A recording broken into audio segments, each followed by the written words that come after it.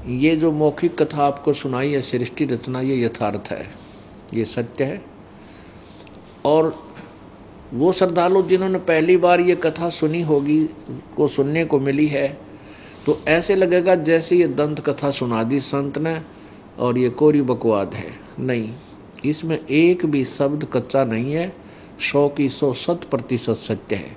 लेकिन हमने ये ज्ञान कभी सुना नहीं, इसलिए हम अपने अज्ञान की तराजू में तोलते हैं, जिससे हमारा जो तोलने का जो बट्टे हैं, वेट हैं, वो व्यर्थ हैं, वो गलत हैं।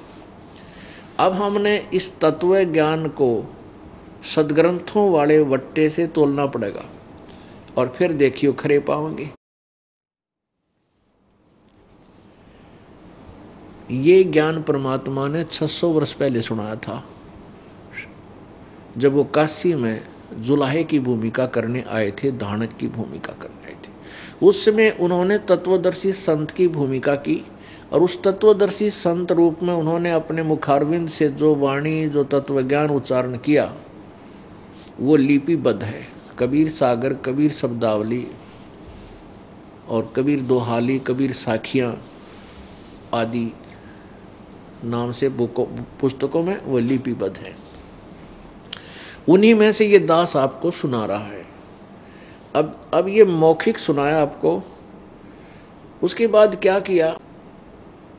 अब काल ने तीनों पुत्रों को, जो दुर्गा के संयोग से उसने उत्पन्न किए पति पत्नी रूप में, ब्रह्मा को रजगुण युक्त उत्पन्न किया, विष्णु को सतगुण युक्त, और शंकर जी को, शिव जी को उसने तमोगुण युक्त किया। वो कैसे किया? इसने क्या किया हुआ कि प्रत्येक ब्रह्मांड के सर्वोपरि स्थान पर, शिखर में, वहाँ 3 स्थान बना रखे हैं। गुप्त स्थान है, वहाँ पर इस ब्रह्मांड का प्राणी कोई नहीं जा सकता। उसके वो जिसको चाहे वही उस स्थान को दूर से दिखा सकता है, और उसको ये भी क्लियर नहीं होने देता ये है कौन सा स्थान है, यो के सांग है। उसने क्या किया हुआ कि वहाँ पर 3 स्थान बना रखे हैं, एक रजोगुण प्रधान, एक सतोगुण प्रधान क्षेत्र, एक तमोगुण प्रधान क्षेत्र। वो कैसे?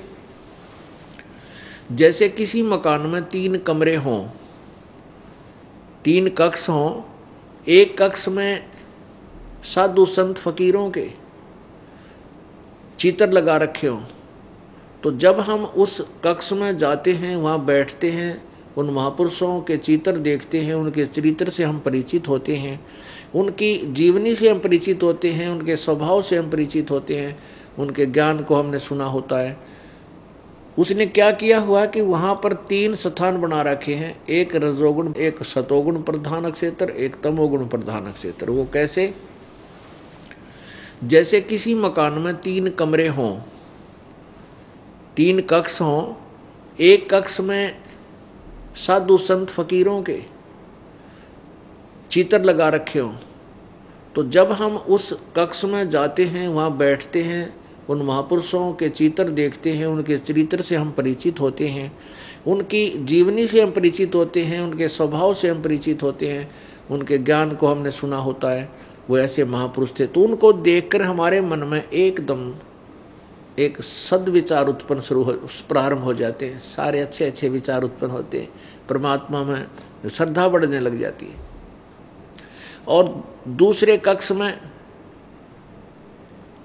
ये व्यर्थ की तस्वीरें लगा रखी हैं, जैसे लड़कियों की अश्लील चित्र लगा रखे हों। वहाँ जाते ही मन में अपने आप बकवाद शुरू हो जाएंगी, अपने आप बिना सोचे, ऐसे देखते ही बकवादें मन में न चाहते हुए आने लग जाएंगी, और जब तक उस कक्ष में रहेंगे कोरी बकवाद मन में आवेंगी। ऐसे ही तीसरा कक्ष है जिसमें देशभक्त और शहीदों के चित्र लगे हों, उसमें जाते अपने आप शरीर में एक अलग से प्रक्रिया हो जाएगी, खून खोलने लग जाएगा, उनके विचार सुन करके एकदम उसी प्रकार का भाव हमारा बन जाता है।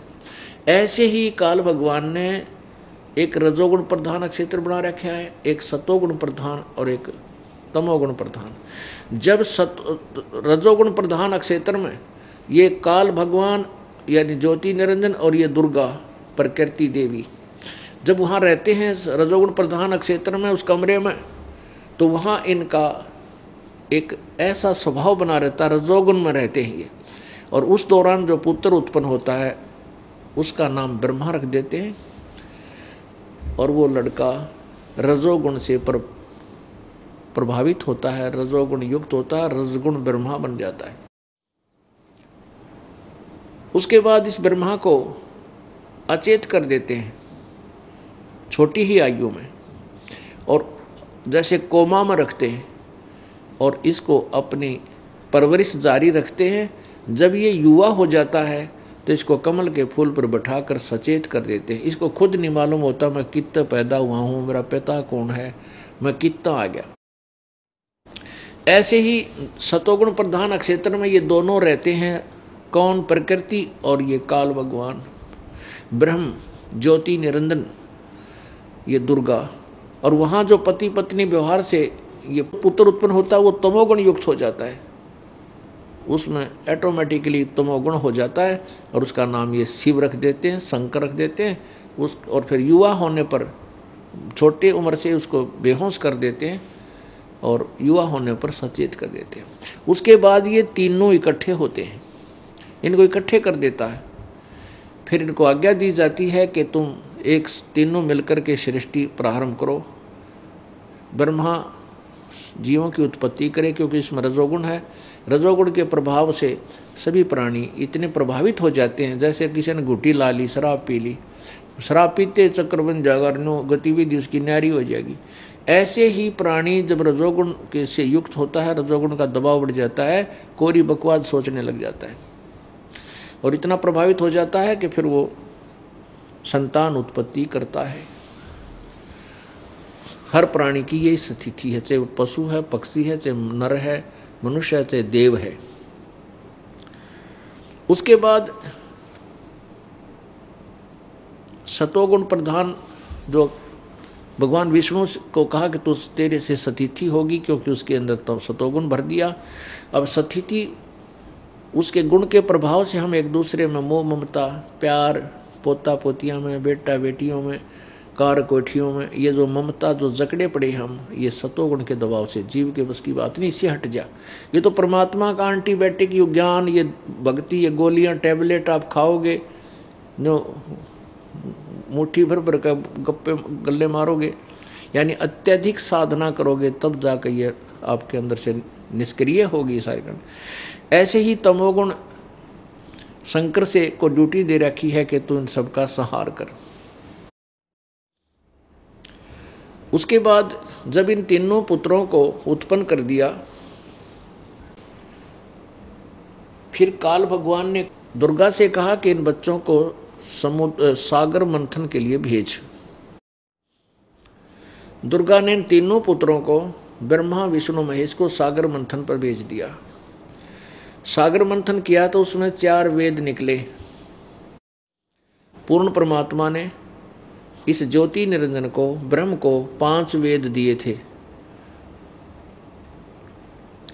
इसने क्या किया कि 5वां जो वेद था सवसम वेद, उसको गुप्त रखा, और जिसमें इसकी पोल खुल रही थी, और 4 वेद जिसमें इनकम्प्लीट ज्ञान है, ज्ञान तो सही है लेकिन अधूरा है, वो 4 वेद अपने श्वासों के, जैसे कंप्यूटर में तो निकाल दिया करें या एक मोबाइल से दूसरे मोबाइल में फिक्स कर डाल दिया, ऐसे डाल दिया। तो इसने क्या किया, 4 वेदों को अपनी श्वासों द्वारा समुद्र में प्रवेश कर दिया।